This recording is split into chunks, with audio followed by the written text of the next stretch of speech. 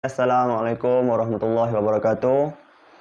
Alhamdulillah kita jumpa lagi. Video kali ini saya nak membawakan satu kisah macam mana seorang padri Kristian memeluk agama Islam disebabkan dia menemukan kebenaran Nabi Muhammad di dalam Injil ataupun Bible. Siri kali ini dia seolah macam sambungan ataupun kesinambungan daripada video-video yang lepas, siri-siri yang lepas. Macam mana kita 7 siri saya dah sebut Nabi Muhammad dalam Taurat, 3 siri Nabi Muhammad dalam Injil. Jadi total 10 siri dah tentang Nabi Muhammad dalam Bible. Okey, kali ini saya nak bawakan satu kisah. Macam mana kalau betul kalau orang tanya kita, kalaulah betul Nabi Muhammad ni ada dalam Injil, ada dalam Bible, ada dalam Taurat, takkan tak ada orang yang masuk Islam?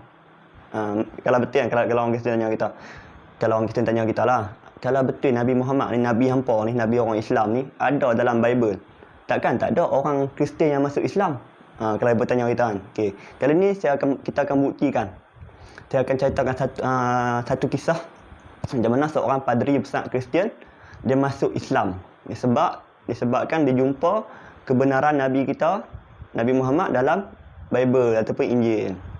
Okey, macam biasa ciri saya nak bercerita sahaja, cuma membawakan satu kisah cerita. Saya kena habaq dulu. Video yang saya nak sampaikan ataupun siri-siri yang akan datang saya akan membacakan, baca daripada buku, saya akan sampaikan. Okey, kalau boleh saya tak membagi pendapat saya sendiri, saya cuma nak sampaikan apa yang buku sebut. Okey, kalau macam ada orang yang tak puas hati, ada orang tak setuju ke, dia bukan tak setuju dengan saya, dia bukan tak puas hati dengan saya, tapi dia tak puas hati dengan penulis buku tu. Sebab saya nak bercerita apa yang dalam buku yang saya baca, saya akan cerita. Okey, kali ni saya nak masuk tentang kisah seorang padri besar Kristian yang berasal dari Spain masuk Islam. Okey, saya akan bercerita sebab saya nak meraihkan kawan-kawan saya yang baru subscribe channel saya, yang baru follow. Saya nak buat perbincangan yang ringan-ringan lah, tak mau yang berat-berat. Kita cuma bercerita. Okay, kalau boleh lepas ni saya cuma nak bercerita. Okey, kita akan masuk tentang padri besar Kristian memeluk agama Islam. Siapa dia? Nama dia adalah Anselm Tormeda. Nama asal dia. Okey, kita akan baca. Tajuk kali ni dari Anselm Tormeda kepada Abdullah At-Turjuman. Okey, Abdullah At-Turjuman tu nama Islam dia. Nama asal dia Anselm Tormeda, nama Sepanyol dia. Bila dia masuk Islam, dia ubah nama jadi Abdullah At-Turjuman. Okey, kita akan mula. Terdapat satu kisah di mana seorang mantan padri besar, bekas padri besar Kristian berbangsa Sepanyol yang bernama Anselm Tormeda yang memeluk agama Islam setelah menemui kebenaran Nabi Muhammad di dalam Injil. Okay. Seorang padri besar bernama Anselm Tormeda, dia berasal daripada Sepanyol. Dia masuk Islam disebabkan dia jumpa kebenaran Nabi Muhammad dalam Injil. Okay, Anselm Tormeda ni dia berasal daripada Spain, di satu tempat bernama Mallorca. Nama tempat dia, ejaan dia Majorca. Cara sebut dia Mallorca. Okay, dia berasal daripada Mallorca di Sepanyol. Dia lahir pada 1335 Masihi, bersamaan 756 Hijrah. Dia lahir. Dia meninggal pada tahun 1433 Masihi, bersamaan 837 Hijrah. Okey, Anselm Tormeda ni dia meninggal pada umur 78 tahun. Okay, dia hidup 78 tahun. Okey. Selepas memeluk Islam, Anselm Tormeda dikenal sebagai Abdullah At-Turjuman. Okey, lepas dia masuk Islam, nama dia jadi Abdullah Turjuman. Beliau diberi gelar ataupun lakab, nama belakang. Beliau diberi gelar dengan At-Turjuman disebabkan tugasnya sebagai tukang terjemah surat menyurat sultan. Okey, bila dia masuk Islam, nama dia jadi Abdullah At-Turjuman. Abdullah tu nama dia. At-Turjuman tu macam gelaran. Masuk tukang terjemah. Dia masuk Islam, dia raja sebagai tukang terjemah. Macam surat-surat sultan apa kan. Dia tukang terjemah. Macam dulu sultan dulu menguasai banyak daerah negara. Dia nak hantar dekat wilayah tu negara yang tak faham bahasa Arab, bahasa Sepanyol, nak banyak lain-lain bahasa. Okey, jadi disebabkan enzim tornado ni dia berasal daripada Sepanyol.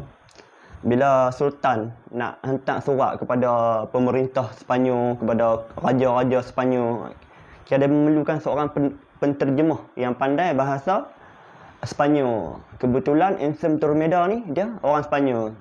Okey, lepas dia masuk Islam, raja sultan ambil dia jadi tukang terjemah surat-surat raja. Okey.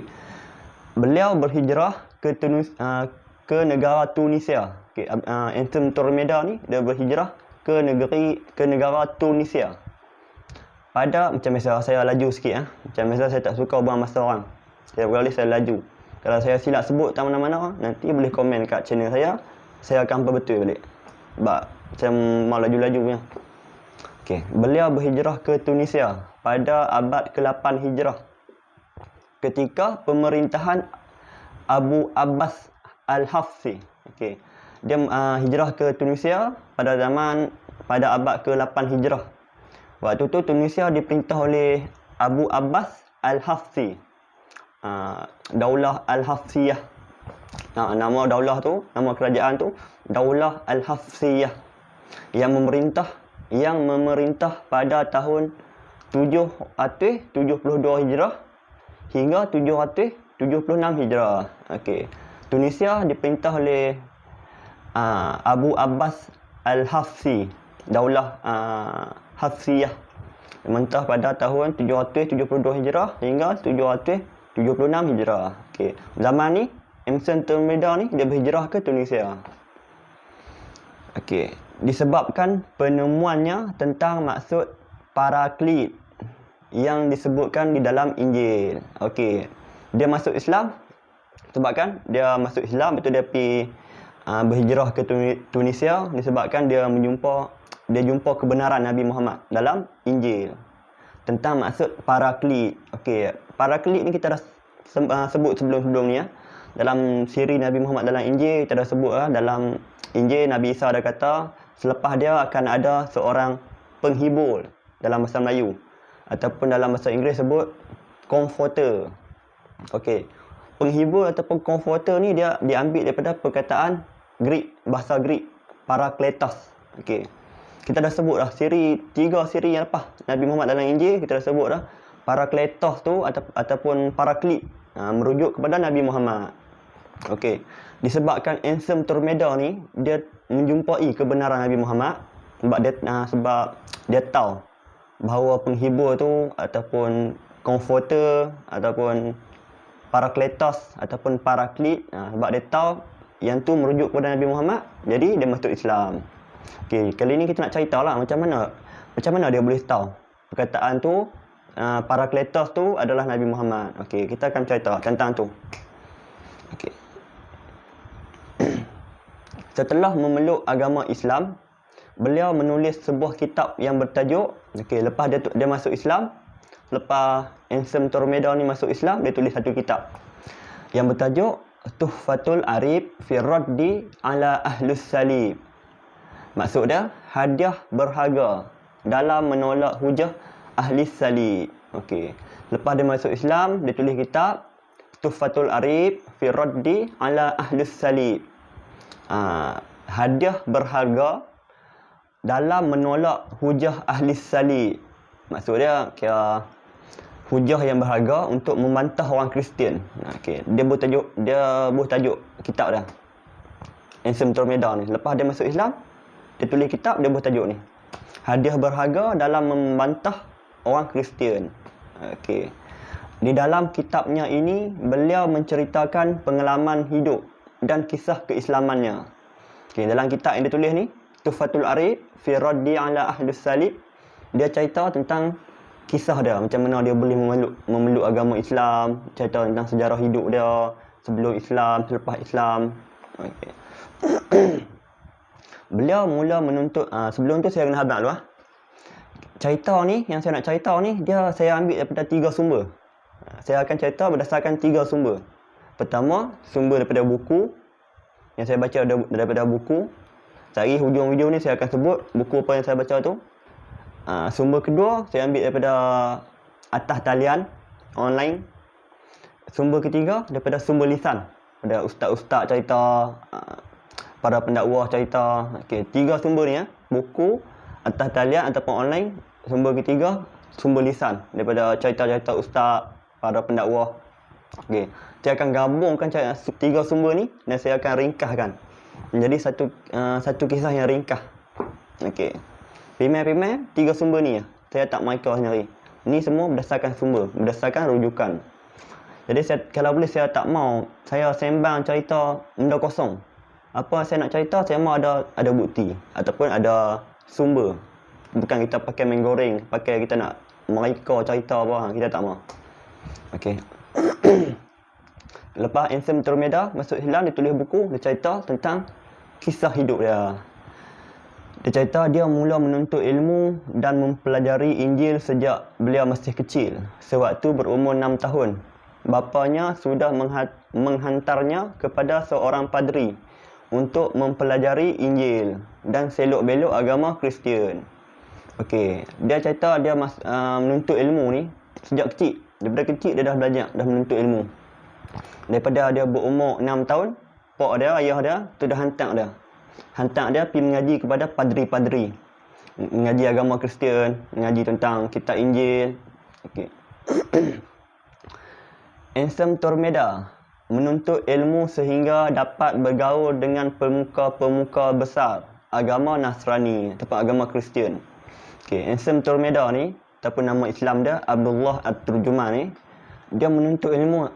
Dia pergi berhijrah menuntut ilmu sampai dia jumpa dengan padri-padri besar. Seperti Nicholas Martyr. Okey, antara padri yang dia jumpa nama dia Nicholas Martyr. Itu sebutan nama dalam sumber buku. Okey, dalam sumber buku nama padri yang dia jumpa ni nama Nicholas Martyr. Sumber sumber atas talian ataupun sumber online yang saya baca, nama padri yang dia jumpa ni Nicole Martyr. Okey. Ada 2 sebutan, 2 nama. 2 versi. Versi yang saya baca daripada buku, nama padri yang dijumpa yang Ensem Tormeda ni, dia pergi berguru dengan seorang padri ni. Okey. Nama padri ni dalam sumber buku Nicholas Martyr. N-A-C-L-A-R-D. M-A-R-T-I-R-T-I-L. Nicholas Martyr. Okey, itu sumber buku. Dalam sumber online yang saya baca, nama padri yang dia jumpa ni Nicole Martyr. N-I-C-O-L-E M-A-R-T-E-L. Nicole Martyr. Okey. Nicole Martyr ni mempunyai kedudukan yang sangat tinggi dalam agama Kristian. Okey, Nicole Martyr ni dia kira orang yang ada pangkat tinggi dalam agama Kristian, macam padri-padri besar. Okey. Ensem Tormeda ataupun Abdullah Turjuman ni, dia pergi mengaji dengan padri-padri yang besar. Lepas tu dia jumpa dengan seorang padri lagi besar daripada dia.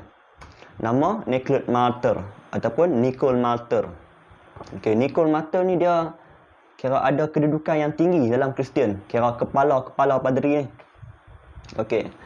Akhirnya Abdullah At-Turjuman berguru dengan Nicole Martyr dan sering mendampingi gurunya itu selama 10 tahun lamanya. Sehingga beliau menjadi salah seorang yang sangat rapat dengan Nicole Martyr. Okey, Abdullah Turjuman ni dia pergi berguru dengan Nicole Martyr ni lama. Kira dia benar mendampingi guru dia Nicole Martyr ni lama 10 tahun. Kira dia berguru dengan guru dia ni selama 10 tahun. Sampai dia tu jadi murid kesayangan Nicole Martyr ni. Sampai dia nak apak dengan padri besar ni. Dia selalu mendampingi guru dia sampai dia jadi orang kanan kepada Nicole Martyr. Dia berguru dengan padri ni selama 10 tahun. Okey. Ceritanya bermula, cerita dia mula, ni jalan cerita dah. Macam mana cerita dah? Tadi semua tu mukadimah, cerita secara ringkas. Ceritanya bermula pada suatu hari ketika Nicole Martyr tidak dapat hadir untuk mengajar. Abdullah terjuman dan murid-murid yang lain berbincang sesama mereka tentang apakah maksud paraklit. Cerita dia bermula bila Abdullah terjuman ni suatu hari dia berbincang dengan murid-murid yang lain. Bila guru dia tak dapat main mengajar, guru dia ada masalah, tak dapat hadir, mungkin guru dia sakit. Jadi Abdullah terjuman ni dia berbincang sesama kawan-kawan dia. Berbincang tentang apakah maksud paraklit. Dalam bahasa Melayu sebut penghibur.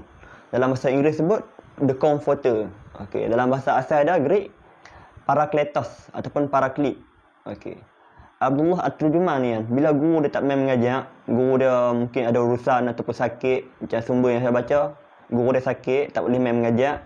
Jadi Abdullah At-Turjuman ni dia berbincang sesama kawan-kawan dia. Dia berbincang tentang perkataan paraklit ataupun parakletos. Dia nak tahu apa dia maksud parakletos ni. Dan dia nak tahu apakah maksud paraklit dan siapakah paraklit yang disebutkan oleh Nabi Isa di dalam Injil.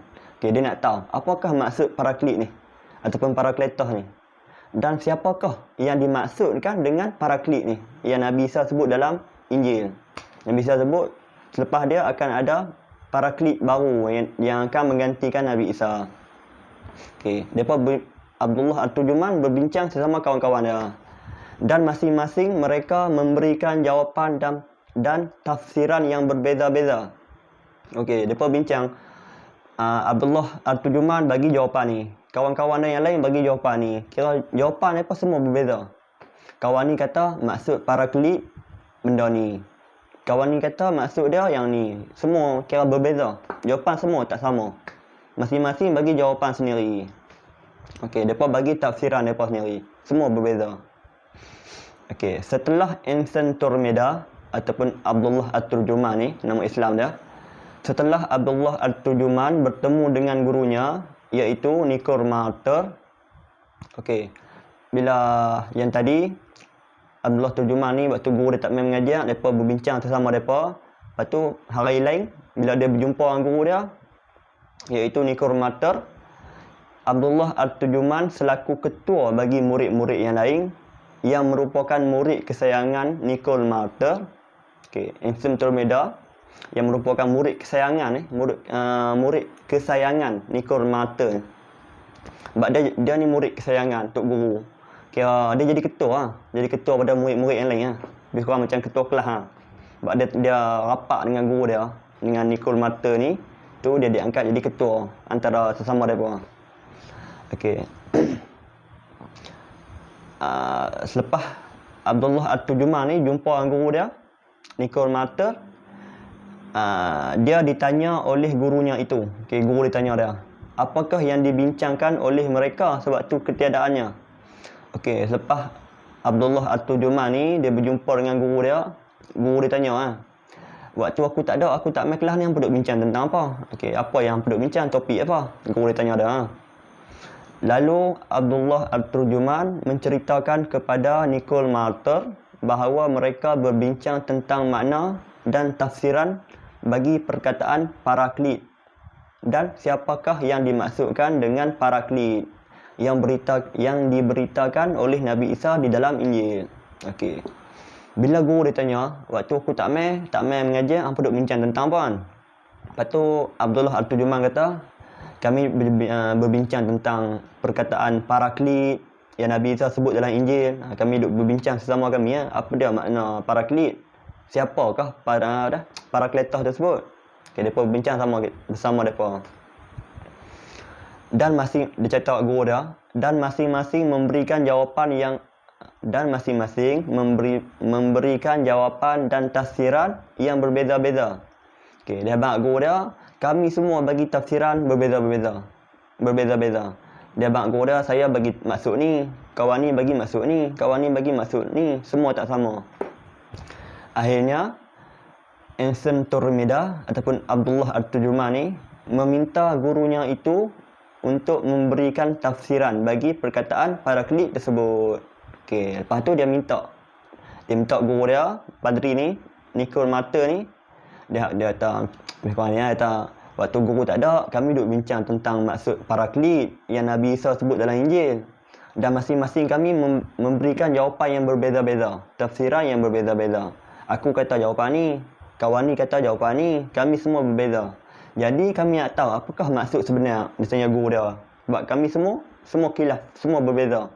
Tak ada jawapan satu pun yang sama. Semua bagi jawapan yang berbeza-beza. Jadi dia nak guru dia tolong jelaskan untuk dia. Apakah makna Paraklit ataupun Parakletos?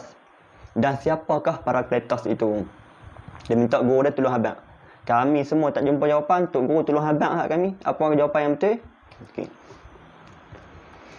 Namun Nicole Martyr teragak-agak untuk memberikan tafsirannya sehingga dipujuk dan dirayu berkali-kali oleh Abdullah At-Turjuman agar dia memberikan tafsiran kepada makna perkataan yang mulia itu. Okey, tapi guru dia ni, Nicole Martyr ni kan, dia macam teragak-agak. Dia jadi nak habaq, tak habaq. Dia macam teragak-agak ah. Dia teragak-agak nak memberikan jawapan ataupun tafsiran bagi makna Paraklit tersebut, Parakletos tu.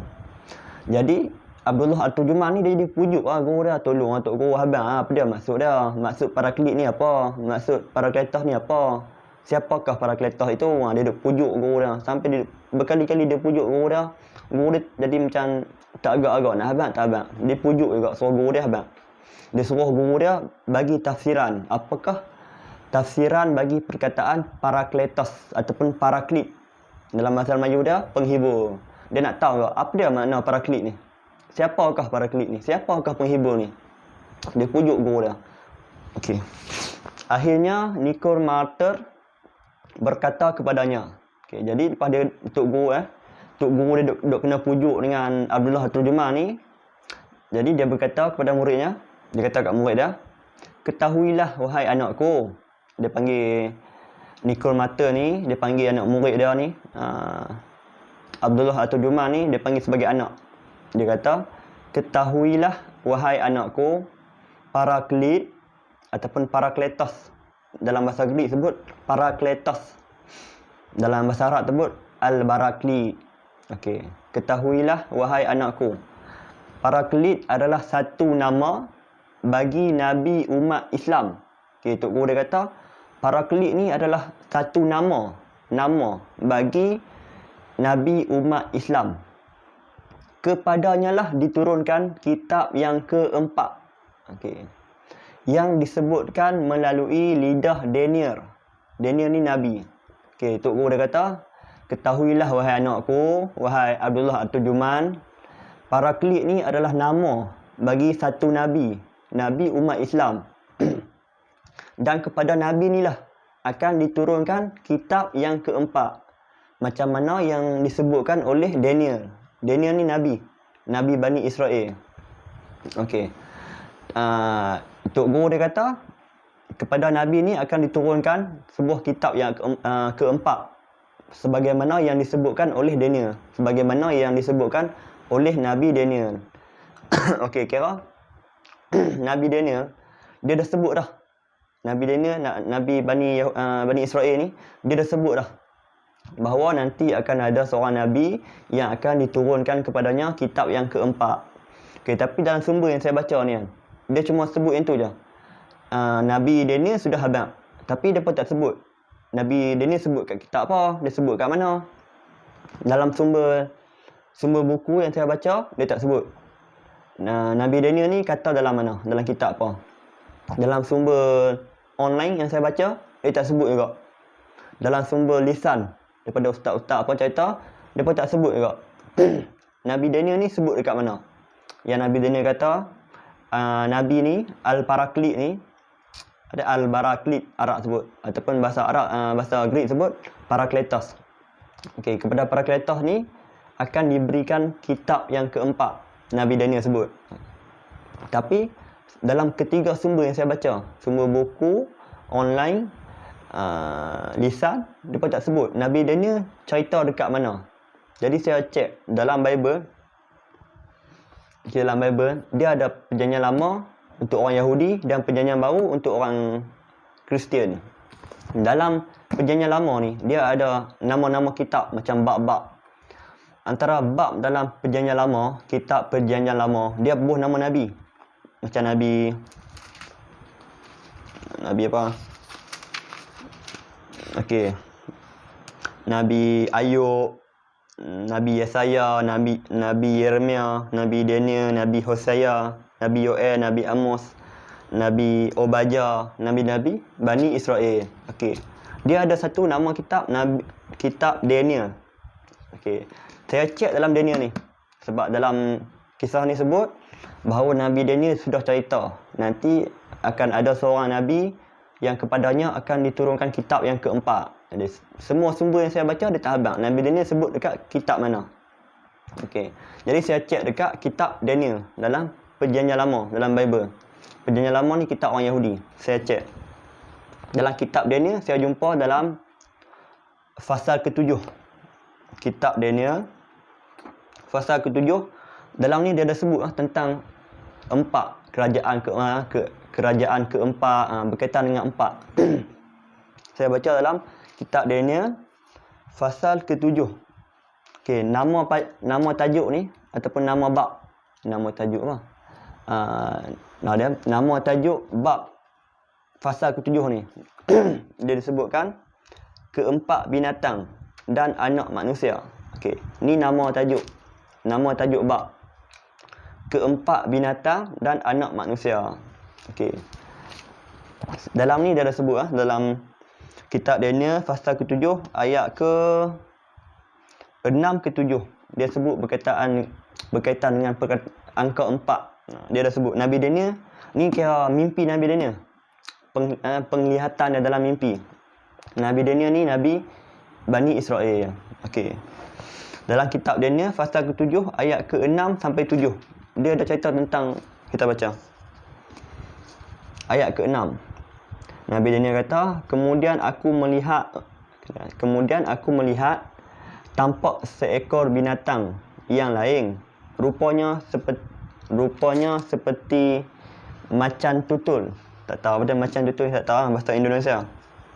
Rupanya seperti macan tutul. Ada 4 sayap. Nabi Daniel kata dalam mimpi dia, dalam penglihatan dia nampak ada binatang, binatang yang 4 sayap. Rupanya seperti macan tulul, ada 4 sayap. Ada 4 sayap burung pada punggungnya. Lagi pula, binatang itu berkepala 4 dan kepadanya diberikan kekuasaan. Okey. Nabi Daniel kata dalam penglihatan dia ataupun dalam mimpi dia, dia nampak ada binatang yang sayap 4, lagi berkepala 4, dan kepada dia akan diberikan kekuasaan. Mungkin ni yang dimasukkan dalam kita baca tadi. Yang Nicole Martel, padri ni kata tadi kan. Ketahuilah wahai anakku, Paraklit adalah satu nama bagi Nabi umat Islam. Kepadanya lah diturunkan kitab yang keempat. Disebut, Nabi Daniel sebut. Nabi Daniel, Nabi orang Yahudi sebut. Kepadanya akan diturunkan kitab yang keempat. Tapi dia pun tak sebut dalam kitab apa. Jadi saya cek dalam kitab Daniel, saya jumpa. Saya jumpa dalam kitab Daniel fasal ke-7 ayat ke-6. Dikatakan, lagi pula binatang itu berkepala 4. Ini seolah macam majas, kiasan, perumpamaan. Lagi pula binatang itu berkepala 4 dan kepadanya lah diberikan kekuasaan. Mungkin diberinya kekuasaan ni yang dia melambangkan kitab. Diberikan kepadanya kitab yang keempat. Okey, ayat 6. Ayat ke-7. Kemudian aku melihat dalam penglihatan malam itu, dalam mimpi, tampak seekor binatang yang keempat. Nabi Daniel jumpa binatang yang keempat, yang menakutkan dan mendahsyatkan, dan ia sangat kuat. Ia bergigi besar dari besi. Ia melahap dan meremukkan, dan sisanya diinjak-injaknya dengan kakinya. Ia berbeza dengan segala binatang yang terdahulu. Lagi pula ia bertanduk 10. Nabi Daniel kata, ia berbeza dengan binatang yang terdahulu. Mungkin ni cuma perumpamaan. Nabi Daniel nak kata, kitab yang akan diberikan, kitab yang keempat ni kan, dia berbeza dengan kitab-kitab yang terdahulu. Memang berbeza. Al-Quran penuh dengan syariat sempurna, kitab yang terakhir. Nabi Daniel kata, ia berbeza dengan binatang yang terdahulu. Mungkin ni ayat ni yang dimaksudkan. Ayat Daniel pasal 7 ayat 6 sampai 7, yang mana disebutkan akan diberikan kepadanya kitab yang keempat, kekuasaan yang keempat. Dia tak sebut kitab lah, tapi yang taksir sebagai kitab yang keempat ni adalah Nikul Malta, tok guru kepada Abdullah At-Turjuman. Okey. Saya rasa macam ringan, tapi tak tahu berat perbincangan ni. Saya nak buat yang ringan-ringan, nak cerita yang mudah-mudah. Tapi saya tak tahu ringan ke berat ke kisah ni. Biasa boleh faham ke, mudah saja. Okey. Walau bagaimanapun, gurunya itu, iaitu Nikul Malta, memilih untuk terus berada dalam agama Kristian. Okey. Bila Abdullah At-Turjuman dia tanya guru dia bagi jawapan bahawa para kelik tu yang Nabi Isa sebut tu adalah Nabi umat Islam, merujuk kepada Nabi umat Islam. Okey. Tapi bila Tok Guru dia tahu kan, maksud ni adalah Nabi umat Islam, tapi Tok Guru dia tetap memilih untuk terus jadi Kristian. Walaupun dia tahu para kelik ataupun para kletos yang Nabi Isa sebut tu adalah Nabi umat Islam, Nabi bagi umat Islam, dia tahu. Tapi dia pilih untuk tetap jadi Kristian. Dia tak mahu masuk Islam. Okey. Walau bagaimanapun, gurunya itu, iaitu Nikul Malta, memilih untuk terus berada di dalam agama Kristian. Okey. Dia pilih untuk terus jadi Kristian. Walaupun dia tahu, dia nari habaq dekat murid dia ni, dekat Abdullah At-Turjuman ni, bahawa para kelik yang Nabi Isa sebut tu adalah Nabi umat Islam. Dia tahu. Tapi dia tak mahu masuk Islam. Dia pilih untuk terus jadi Kristian. Okey. Dengan alasan bahawa ia sudah tua dan uzur. Jika ia memilih untuk meninggalkan Kristian dan memeluk agama Islam, maka seluruh kekayaan, kemewahan, kedudukan dan segala kesenangan dunia yang telah dimilikinya sebagai seorang padri besar Kristian akan hilang. Okey. Walaupun dia tahu para kelik ni merujuk kepada Nabi Muhammad, tapi dia tetap jadi Kristian. Dia bagi alasan. Alasannya dia kata, aku ni dah tua, aku dah uzur, tak larat, dah berumur dah. Kalau aku masuk Islam, aku tinggal Kristian, masuk Islam, hilang semua harta aku, kedudukan aku sebagai padri, kekayaan aku, kesenangan dunia aku.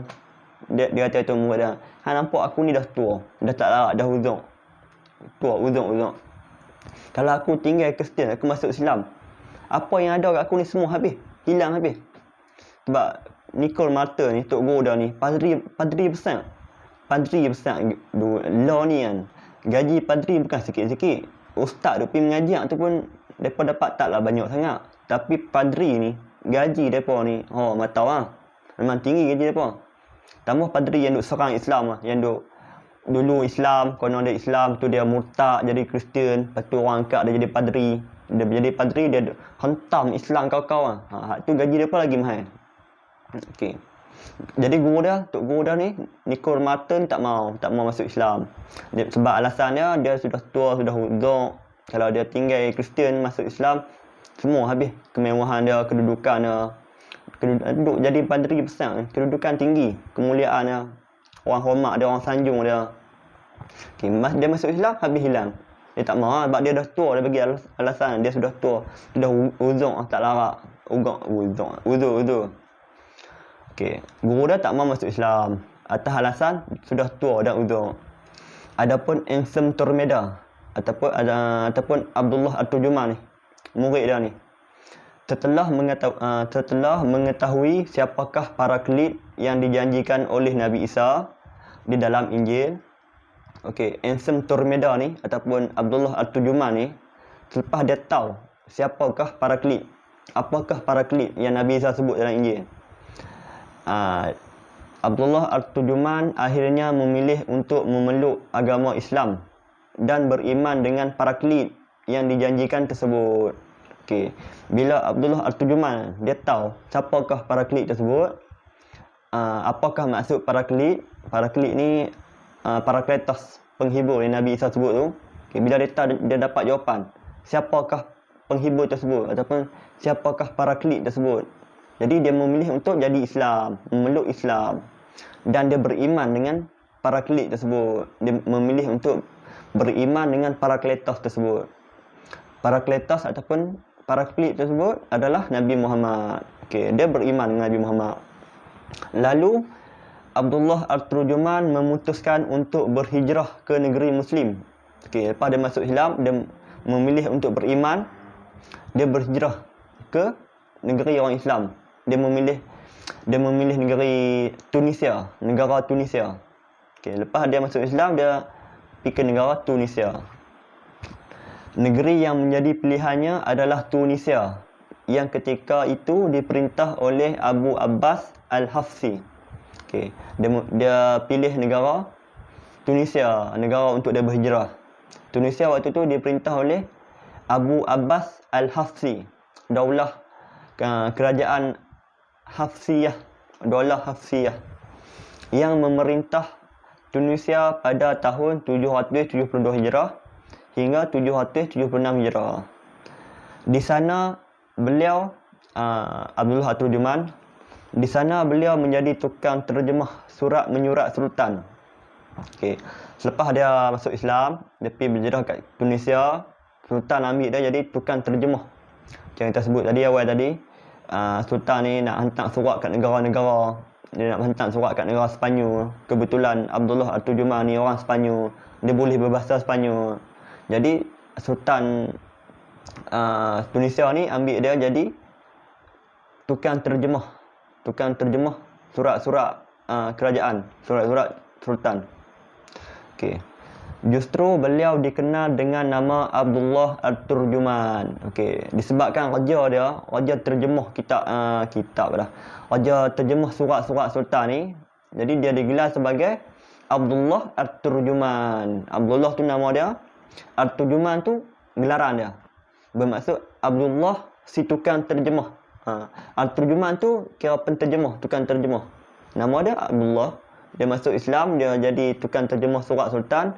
Dia digelar sebagai Abdullah At-Turjuman. Okey.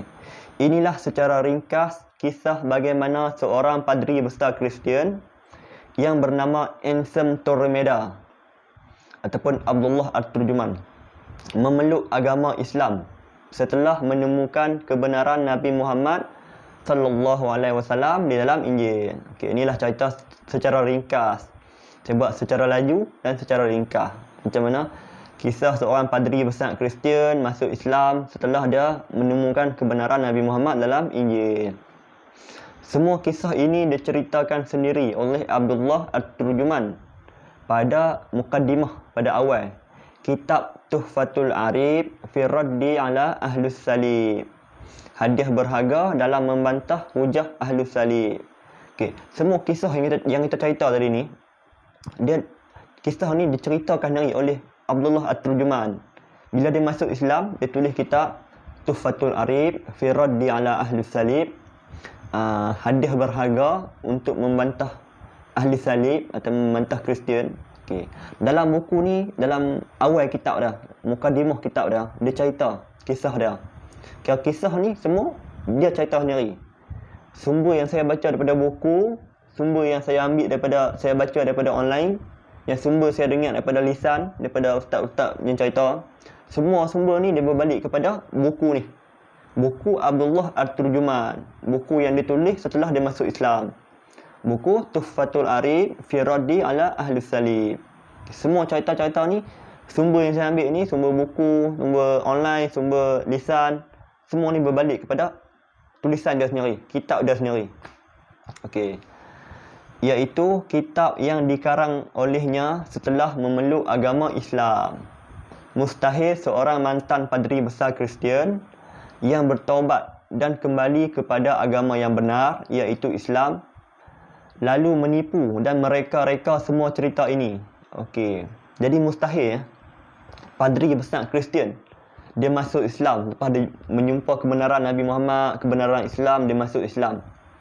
Mustahil dia ni yang bertaubat ni, kembali ke jalan yang benar ni, nak mereka cerita. Sebab cerita ni semua diceritakan sendiri oleh dia. Dia sendiri yang cerita dalam kitab dia.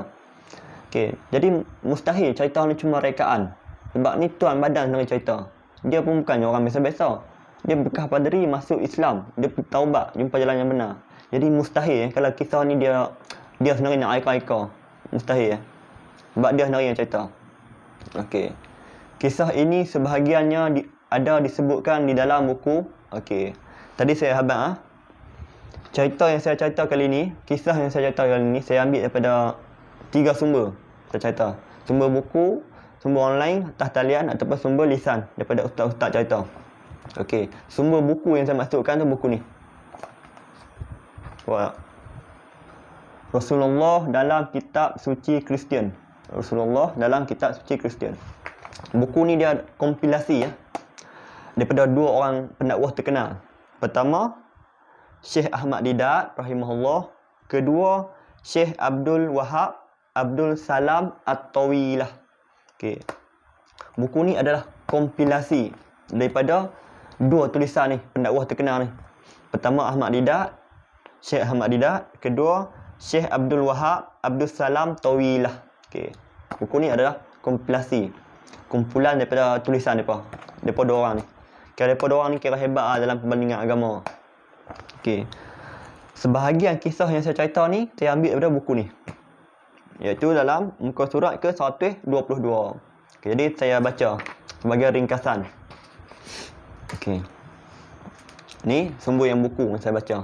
Yang tadi yang saya cerita tadi semua saya campur daripada sumber buku, sumber online, sumber lisan daripada ustaz-ustaz cerita, saya campur, saya jadikan satu cerita yang padat tapi ringkas. Ni saya nak cerita sikit sumber daripada buku tentang kisah ni. Emson Tormeda ataupun Abdullah At-Turjuman. Okey, kita baca. Seorang bekas padri berbangsa Spanyol, Anselm Tormeda. Okey. Dalam sumber yang tadi saya baca tadi, nama dia ni, nama asal dia, nama Sepanyol dia Anselm Tormeda. A-N-S-E-L-M. Anselm. Dalam sumber buku dia tulis Anselm. E-N-S-L-A-M-E. Anselm Tormeda. Lebih kurang beza sikit-sikit Okey. Seorang bekas padri berbangsa Sepanyol, Anselm Tormeda, menceritakan bahawa sebab beliau menganut agama Islam, sebab dia menganut agama Islam dan kedatangannya ke Tunisia pada abad ke-8 Hijrah semasa pemerintahan Abu Abbas Al-Hafsi yang memerintah pada tahun 772 Hijrah hingga 776 Hijrah. Okey. Ialah kerana penemuannya terhadap maksud paraklit yang kita sebut tadi. Paraklit ni dalam bahasa Inggeris sebut the comforter.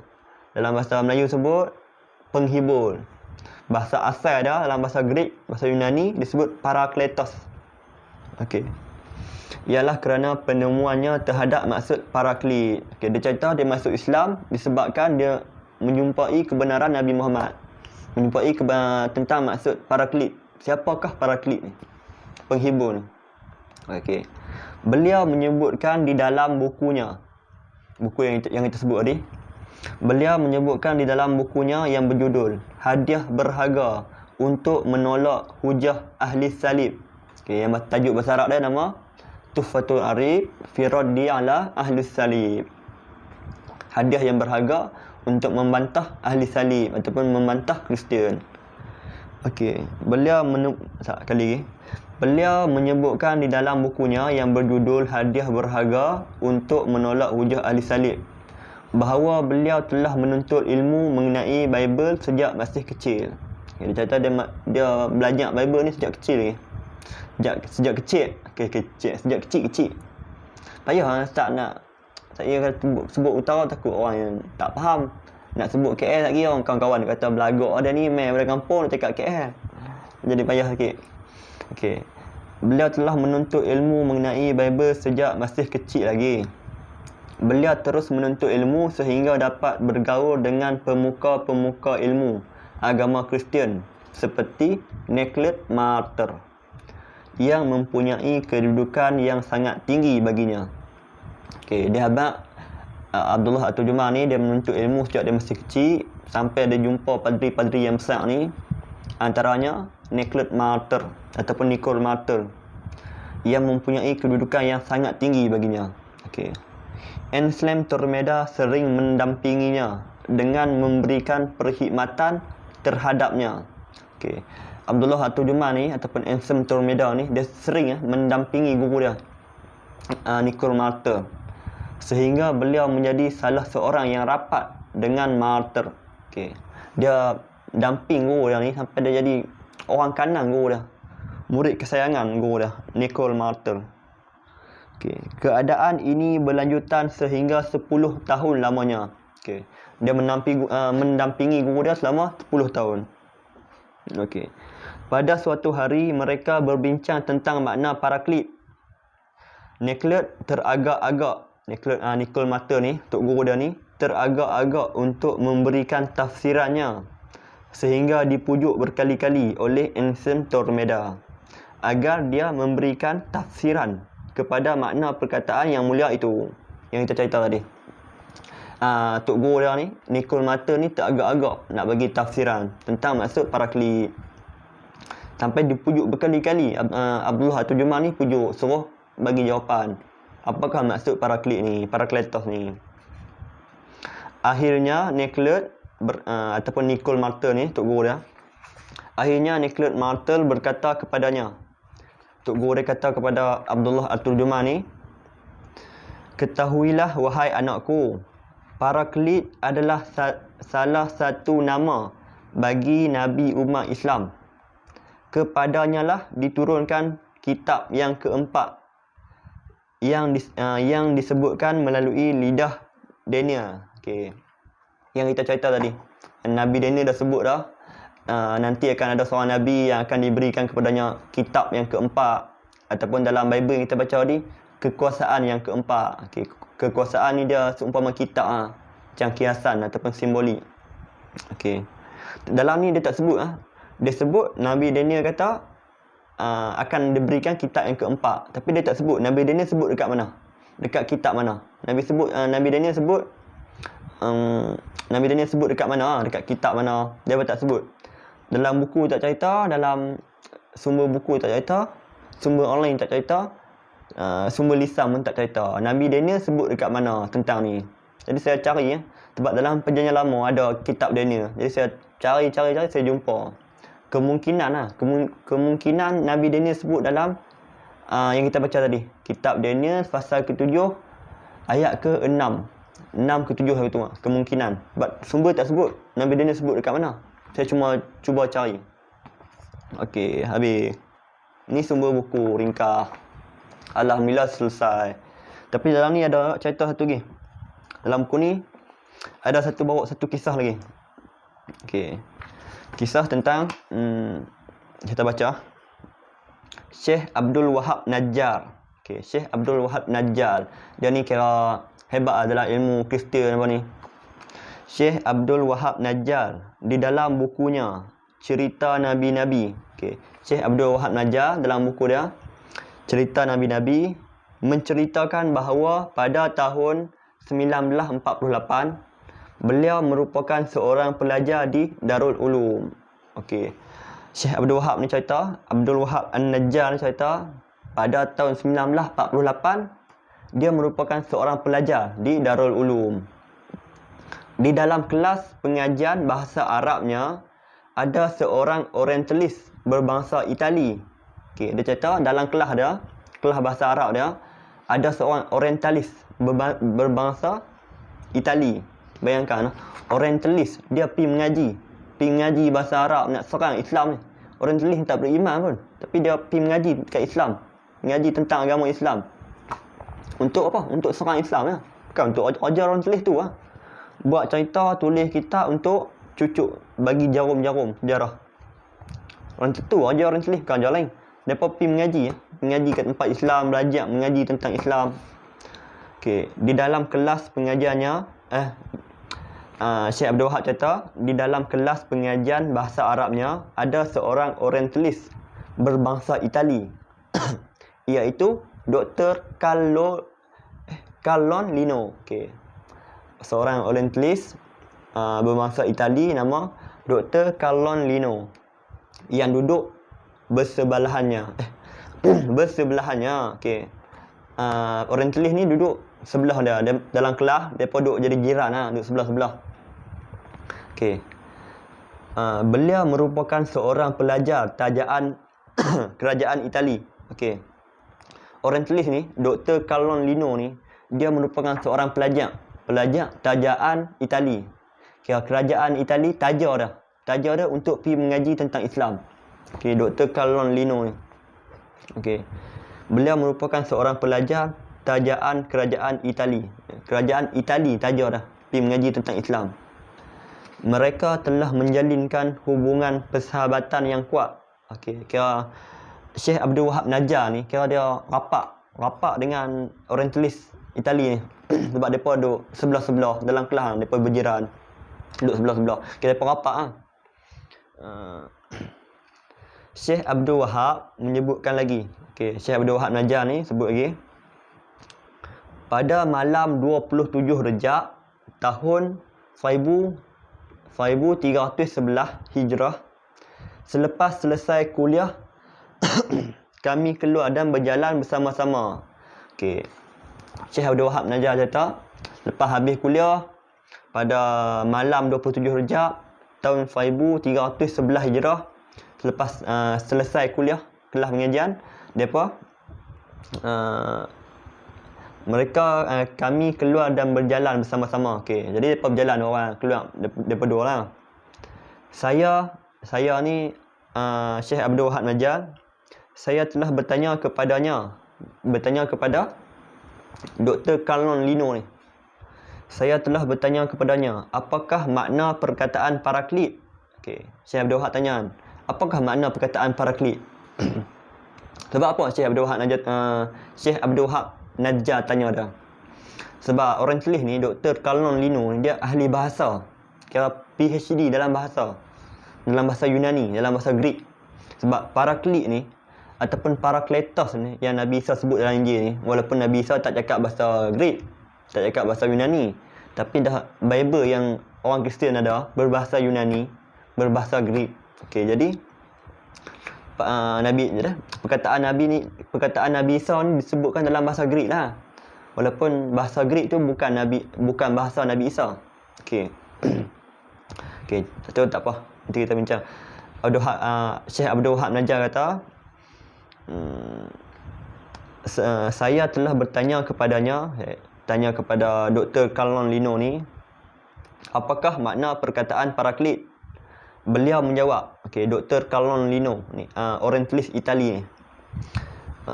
Beliau menjawab, menurut padri-padri, makna perkataan paraklit ialah seorang pemulia. Okey. Bila Syekh Abdul Wahab Najjar tanya Dr. Carlon Lino ni, sebab dia ni ahli bahasa, kira pakar bahasa. Syekh Abdul Wahab Najjar tanya dia, apakah maksud perkataan paraklit? Okey. Jadi lepas tu Dr. Carlon Lino ni, Okey, Dr. Carlon Lino, orientalis ni, dia jawab, padri kata, menurut padri-padri, maksud paraklit adalah seorang pemulia. Okey, nampak tak? Syekh Abdul Wahab Najjar tanya dia, sebab dia ni ahli bahasa. Dr. Carlon Lino ni pakar bahasa. Dia ada PhD dalam bahasa Greek, bahasa Yunani. Sebab tu Syekh Abdul Wahab Najjar tanya dia tentang maksud perkataan paraklit ataupun parakletos ni. Tapi orientalis Itali tu jawab, Dr. Carlon Lino jawab, dia jawab, menurut padri-padri, makna perkataan paraklit ialah seorang pemulia. Okay, dia jawab, menurut padri kata maksud paraklit ni adalah seorang pemulia. Lepas tu Syekh Abdul Wahab Najjar kata, Saya pun berkata kepadanya. Okey, Syekh Abdul Wahab selepas Dr. Karlon Lino jawab, maksud paraklit ni menurut padri-padri, maksud dia adalah seorang pemulia. Lepas tu Syekh Abdul Wahab Najar jawab, saya pun berkata, saya bertanya Dr. Karlon Lino yang berjaya mendapat PhD dalam bidang bahasa sastra Greek purba. Dan saya bukan bertanyakan seorang padri. Okey. Syekh Abdul Wahab Najar kata, aku tanya Dr. Karlon Lino, seorang yang ada PhD dalam, kira ada doktor, ada PhD dalam sastra Greek, sastra Yunani kuno, purba. Ya tak? Aku tanya seorang yang ada PhD dalam bahasa Greek, bukan aku bertanya padri. Kali kita baca. Syekh Abdul Wahab Najar kata, saya bertanya Dr. Karlon Lino yang berjaya mendapat PhD dalam bidang sastra Greek purba. Dan saya bukan bertanyakan seorang padri. Syekh Abdul Wahab kata, aku tanya Dr. Karlon Lino yang ada PhD dalam bahasa Greek. Aku tak mau tanya padri. Kalau aku nak tanya padri, aku tak tanya hang, aku pergi tanya orang lain. Aku pergi tanya padri. Tapi disebab hang ni ahli bahasa, ada PhD dalam bahasa Greek, sebab tu aku tanya hang. Jadi hang tak ada habis lah apa padri kata. Apa padri kata tu aku tak mau tahu. Aku nak apa jawapan hang. Sebab hang ni ahli bahasa. Okey, sampai pun. Okey. Lepas tu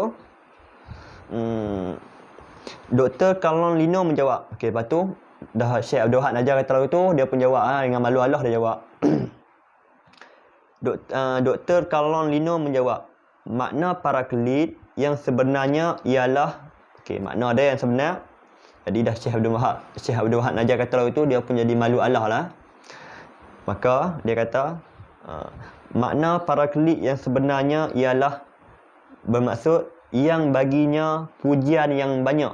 Okey, paraklit ni ataupun parakletos dalam bahasa Greek ni, dalam bahasa Yunani ni, maksud dia yang baginya pujian yang banyak. Baginya pujian yang banyak. Kemudian saya bertanya lagi. Okey, kemudian Syekh Abdul Wahab Najar tanya lagi. Adakah itu berpadanan dengan kata kerja tafdhil daripada perkataan Ahmad? Okey, Syekh Abdul Wahab Najar tanya, adakah perkataan ni dia sama dengan perkataan Ahmad dalam bahasa Arab? Beliau pun menjawab, Dr. Karlon Lino menjawab, ya, kira sama. Paraklit ni kira sama dengan Ahmad dalam bahasa Arab. Lalu Syekh Abdul Wahab Najar berkata kepadanya. Okay, lalu Syekh Abdul Wahab Najar kata, sesungguhnya antara nama-nama Rasulullah sallallahu alaihi wasallam ialah Ahmad. Okey. Selesai. Macam mana?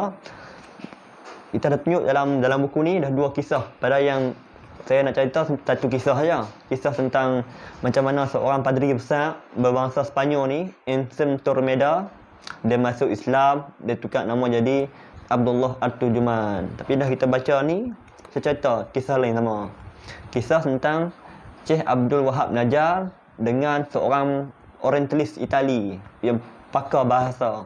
Memang orientalis ni pun walaupun dia tak beriman, tapi dia mengaku paraklit tersebut ataupun parakletos adalah nama bagi nama Nabi Muhammad. Okey, sama macam padri tadi, Tok Guru Abdullah At-Turjuman, Nicole Martel, dia pun mengaku bahawa paraklit tersebut adalah nama bagi Nabi umat Islam, tapi dia tak mahu beriman sebab dia sayang harta, sayang dunia. Okey, kita ada tunjuk bukti daripada dua orang yang bukan Islam. Daripada Tok Guru tadi ni, Tok Guru dia Nicole Martel dan Dr. Karlon Lino, seorang orientalis Itali. Mereka mengakui paraklit tersebut adalah Nabi Muhammad. Okey, selesai. Kisah kali ini adalah sambungan ataupun kesinambungan daripada siri-siri saya yang lepas tentang Nabi Muhammad dalam Injil. Dia cerita tentang siapakah paraklit tersebut ataupun parakletos. Alhamdulillah, selesai. selesai siri kita kali ni. InsyaAllah lepas ni saya akan pergi perbincangan yang depan ni. Saya duk bercadang nak cerita lebih kepada sejarah, lebih pada biografi, kisah-kisah. Tak mahu yang berat-berat dah. Kita bagi yang ringan-ringan ni, cuma bercerita je. Jadi saya pun nak cerita berdasarkan buku. Apa yang saya baca dalam buku, saya akan buat keluar balik, saya akan cerita kat tuan-tuan. Jadi setuju ke tak setuju ke, tak puas hati ke, tuan-tuan bukan tak puas hati dengan saya, bukan tak setuju dengan saya, tapi tak setuju dengan penulis buku. Apa-apa saya cuma cerita lepas ni. Kita tak mahu sembang kosong. Okey. Nanti saya dalam video yang lepas saya dah habis dah. Saya duk bercadang kalau ada kesempatan saya nak cerita tentang ni. Macam mana seorang wartawan. Wartawan ni memang kisah dia ni popular. Yvonne Ridley. Macam dia masuk Islam. Tajuk buku dia Dari Penjara Taliban Menuju Iman. Bila video yang lepas saya nak bercadang nak cerita. Jadi duk esok tu saya baca sampai habis. Ni semua saya tanda dah. InsyaAllah saya akan salin balik, saya akan ringkaskan balik, bagi jadi satu cerita yang padat dan insyaAllah bermanfaat. Ni yang tebal ni, pisak ya, semalam habis. InsyaAllah ada rezeki kita akan sembang ni. Tajuk dia Dari Penjara Taliban Menuju Iman. Okey, semua lepas ni yang ringan-ringan, kisah sejarah ataupun cerita je. Tak mahu yang buat-buat dah. Okey, selesai siri kita kali ni tentang cerita kali ni. Tajuk siri kali ni adalah Dari Ansem Tormeda kepada Abdullah At-Turjuman. Macam mana seorang padri besar Kristian masuk Islam. Dia dikenal sebagai Abdullah At-Turjuman. Okey, alhamdulillah. Nanti saya dah bercadang untuk cerita tentang sejarah-sejarah gerakan Islam. Saya bercadang nak cerita ni tentang Ikhwanul Muslimin. Bagi yang honor aku ni. Ni Yusuf Nada. Dia ni kira penggerak utama Ikhwanul Muslimin. Tapi dia orang tak kenal sangat. Yang orang kenal siapa dia? Said Qutb, Hasan Al-Banna. Tapi orang tak kenal sangat dia. Yusuf Nada. Dia ni ya, di sebalik gerakan Ikhwanul Muslimin. Dia orang kuat. Tapi orang tak kenal sangat dia. Saya bercadang tengok nanti lambat juga. Tentang nak cerita tentang ni, gerakan Ikhwanul Muslimin. Sebab gerakan Ikhwanul Muslimin dia ada pro dan kontra. Ada orang yang setuju, ada orang yang tak setuju. Jadi sebab tu saya pilih jalan untuk cerita saja. Saya tak mau bagi pendapat saya apa. Saya tak mau kata saya setuju, saya tak setuju tak. Saya cuma nak bercerita saja. Lepas ni apa dia pun saya buat, siri saya hanya untuk bercerita. Kalau tuan-tuan tak puas hati, tak setuju, tuan-tuan tak bersetuju dengan penulis buku, bukan dengan saya. Saya hanya menyampaikan. InsyaAllah tak ada apa dah kot. Sebelum tu jangan lupa follow dan tolong support channel kecil saya, Orana, OWN jarak RANA. Lepas ni insyaAllah lepas saya selesai siri-siri yang saya bercadang nak buat, saya akan buka untuk tuan-tuan pilih tajuk apa nak cerita. InsyaAllah saya akan kaji, saya akan cerita. Lepas ni saya akan cerita apa yang saya dah tulis. Sebab saya tulis banyak dah. Tapi ada lagi perbincangan yang berat-berat, tapi saya postpone tak, saya tunda tu. Sebab nak raikan kawan-kawan yang baru follow saya, baru subscribe channel saya. Saya nak cerita benda yang ringan-ringan saja, kisah, sejarah, tokoh, lebih kurang lagu tu lah. Tak mau buat ni nanti. Okey, alhamdulillah selesai kot. Lewat dah. Jangan lupa support saya. Semoga tuan-tuan dimurahkan rezeki. InsyaAllah. Tak ada apa nak sampai. Okey. Assalamualaikum warahmatullahi wabarakatuh.